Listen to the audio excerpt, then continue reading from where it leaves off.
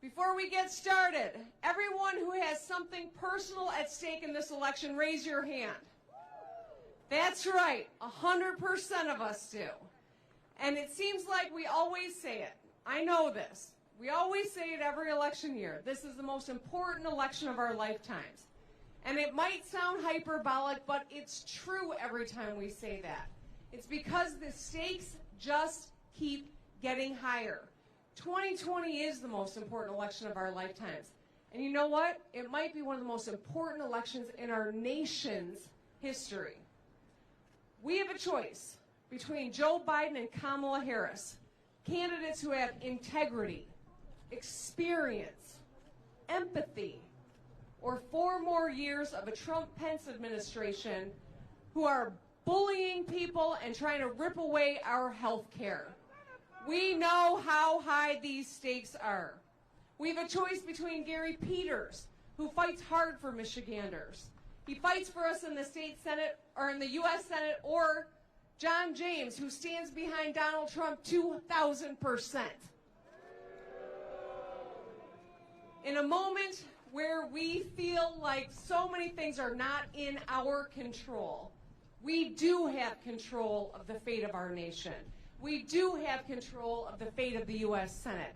We do have control of the Michigan Supreme Court. We do have control of what is happening with our votes, which means we got to get out and vote, people. We got to get out and vote for Joe Biden and Kamala Harris and Gary Peters and all of our Congress people and Elizabeth Welch and Bridget McCormick for the Supreme Court, right? We came just 2,800 votes shy of winning the State House in 2018. Every day between now and Election Day, we have to do a little bit more to make sure we don't fall short again. Because as your governor, I would love to have a House of Representatives that'll work with me instead of working against me. So, 4 more years of division and sickness and job loss and businesses closing and food lines, or Joe Biden and Kamala Harris who will bring us together, who will unify our country, people who value everyone in this country, people who will keep us safe and put us on the road to prosperity. That's what's at stake in this election. We have got an opportunity to heal this nation, to restore our global standing, to ensure that every person is protected and respected under the law. We have an opportunity, and in 2018 we showed the blueprint to win. You got to show up. You got to show people you understand what's at stake and show them you know how to get things done. I just described Joe and Kamala. This is our opportunity. Donald Trump has spent the last few weeks doubling down on rhetoric that is downright dangerous. He's endangering leaders, not just me and my family, but governors across this country, public servants who are trying to keep us safe, like Dr. Fauci. He's called names. He's called our vice presidential candidate names on the national stage. And he refused to denounce white supremacists on the debate stage in front of the whole nation. He's driven a deeper divide in the United States. But Joe Biden knows how to bring people together. Joe Biden knows he will be a president for all of America, not just red America or blue America. He will be the one who can bring us together, who can span the divide between Ford and Chevy, span the divide between Berners and Fago, Lafayette and American. Joe Biden can bring us together. And so, we have 9 days until this election is over. We've been waiting 4 years for this opportunity. Let's show up, right? Now, the good news is in 2020, every day between now and Election Day is Election Day. We can vote now, and we want to encourage people to do that. We don't want to have to stand in lines on Election Day or stand close to each other in the middle of a pandemic. We don't want to run the risk that there are people out there that want to intimidate voters. Let's show up now. Let's get our votes in the bank this week. Let's make sure people know. So, on behalf of Joe Biden and Kamala Harris, on behalf of Gary Peters, on behalf of all the phenomenal Congress people we have and state house candidates, and Bridget McCormick and Elizabeth Welch, let's go!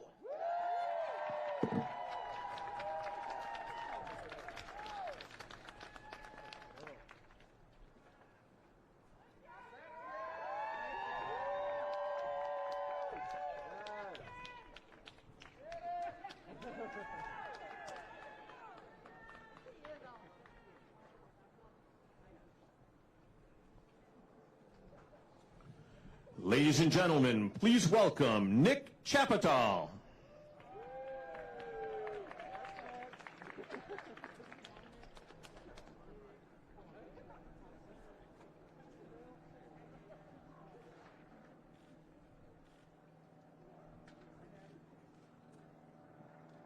Hello, everyone.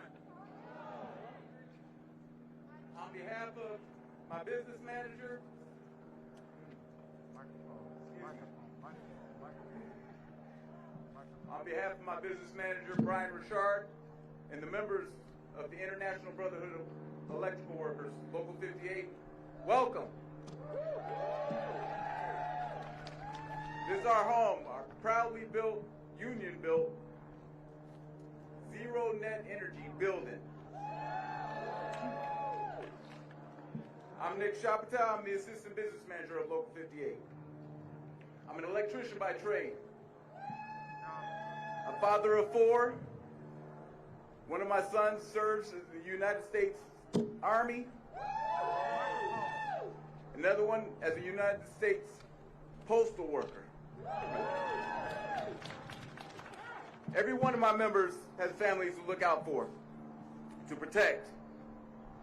This is the weight on my shoulders and the weight for every member's shoulders of the IBEW every day. I think about their families as I think of mine. This pandemic has been hard. The deaths, the suffering, the unknown has made it impossible to plan or forecast what is needed next. COVID has forced us all to rethink how we live our lives. As the Assistant Business Manager of Local 58, I assure you, we're all in this together. We have true, strong leaders that recognize this truth. From my business manager, Brian Richard, to Mayor Mike Duggan, to Senator Gary Peters, and especially our governor, Gretchen Whitmer. They have shown us from day one a better way to handle this public crisis. About being clear about what we're dealing with and how the process works. When you're dealing with a global